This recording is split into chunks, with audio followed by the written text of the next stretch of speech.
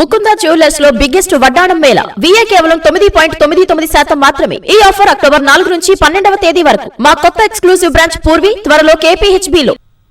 స్థానిక సంస్థల్లో బీసీలకు 42% రిజర్వేషన్లపై హైకోర్టు ఇచ్చిన స్టేపై సుప్రీంకోర్టుకు వెళ్లాలని ప్రభుత్వం నిర్ణయించింది.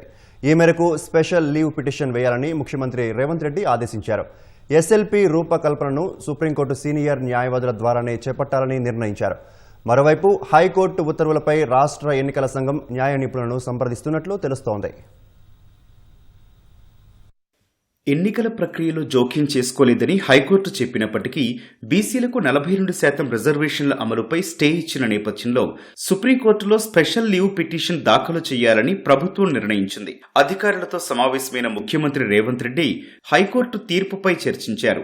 రిజర్వేషన్లు అమలు చేయాలంటే సుప్రీంకోర్టును ఆశ్రయించడం మినహా మరో దారి లేదన్న అభిప్రాయం వ్యక్తం కావడంతో SLP దాఖలు చేయడానికి చర్యలు తీసుకోవాలంటూ అధికారులకు ఆదేశాలు జారీ చేశారు. బీసీలకు 42% రిజర్వేషన్లతో ఎన్నికలకు వెళ్లాలన్న స్థిర నిశ్చయంతో ఉన్న ప్రభుత్వం సుప్రీంకోర్టులో పటిష్ట వాదనలు వినిపించడానికి రంగం సిద్ధం చేస్తోంది. SLP రూపకల్పనను సుప్రీంకోర్టు సీనియర్ న్యాయవాదుల ద్వారానే చేపట్టాలని నిర్ణయించింది. బీసీలకు రిజర్వేషన్లు కల్పించే ముందు ట్రిపుల్ టెస్ట్ నిర్వహించాలన్న సుప్రీంకోర్టు తీర్పు ప్రకారమే ప్రత్యేక కమిషన్ను ఏర్పాటు చేసి జనాభా లెక్కలను సేకరించి రిజర్వేషన్లు కల్పించామన్న వాదనను బలంగా ముందుకు తీసుకెళ్లనుంది. రిజర్వేషన్లు 50% మించరాదన్న దానికి మినహాయింపులపై దృష్టి సారించనుంది. ఈ మేరకు అడ్వకేట్ జనరల్ A. సుదర్శన్ రెడ్డితో పాటు సుప్రీంకోర్టు సీనియర్ న్యాయవాదుల ద్వారా SLP దాఖలు చేయడానికి సన్నాహాలు పూర్తి చేసింది. ఇప్పటికే తీర్పు ప్రతితో పాటు అవసరమైన పత్రాలను ఢిల్లీకి పంపినట్లు సమాచారం. సుప్రీంకోర్టు నిర్ణయంపైనే స్థానిక సంస్థల ఎన్నికల ప్రక్రియ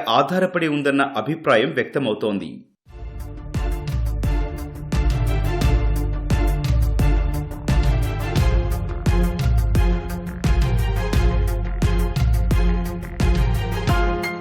స్థానిక సంస్థల ఎన్నికల్లో బీసీలకు 42% రిజర్వేషన్లపై హైకోర్టు తీర్పు వెలువరించిన నేపథ్యంలో ఏం చెయ్యాలన్న అంశంపై రాష్ట్ర ఎన్నికల సంఘం న్యాయ నిపుణులను సంప్రదిస్తోంది. స్థానిక సంస్థల ఎన్నికల్లో బీసీలకు 42% రిజర్వేషన్లు కల్పిస్తూ జీవో 9 తదనంతర ఎన్నికల ప్రక్రియ నిమిత్తం జారీ చేసిన 41, 42 జీవోల అమలును మాత్రమే నిలిపివేస్తున్నట్లు హైకోర్టు మధ్యంతర ఉత్తర్వుల్లో స్పష్టంగా ఉంది. అంతేకాకుండా ఎన్నికల ప్రక్రియలో జోక్యం చేసుకోవడం లేదని తేల్చి చెప్పింది. 50% రిజర్వేషన్లు మించకుండా మిగిలిన సీట్లను దామాషా పద్ధతిలో ఓపెన్ కేటగిరీ కింద పరిగణలోకి తీసుకుని ఎన్నికలు కొనసాగించుకోవచ్చని తెలిపింది.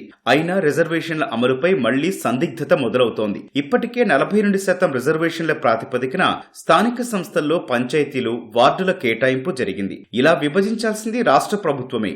వార్డుల విభజన జరిగాక ఎన్నికల సంఘానికి ప్రభుత్వం పంపిన వివరాల ఆధారంగా ఎన్నికలు నిర్వహిస్తుంది. అయితే ఇక్కడ ఎన్నికల నోటిఫికేషన్లో జోక్యం చేసుకోలేదని హైకోర్టు స్పష్టత ఇచ్చినప్పటికీ ముందుకెళ్లలేని పరిస్థితి ఎన్నికల సంఘానిది. అందువల్ల ఎన్నికల నిర్వహణకు సంబంధించి ఏం చర్యలు చేపట్టాలన్న దానిపై అనుసరించాల్సిన విధానంపై రాష్ట్ర ఎన్నికల సంఘం పలువురు సీనియర్ న్యాయవాదులతో సంప్రదింపులు జరుపుతోంది. న్యాయ నిపుణుల నుంచి అభిప్రాయాలు వచ్చాక స్థానిక సంస్థల ఎన్నికలపై నిర్ణయం తీసుకునే అవకాశం ఉంది.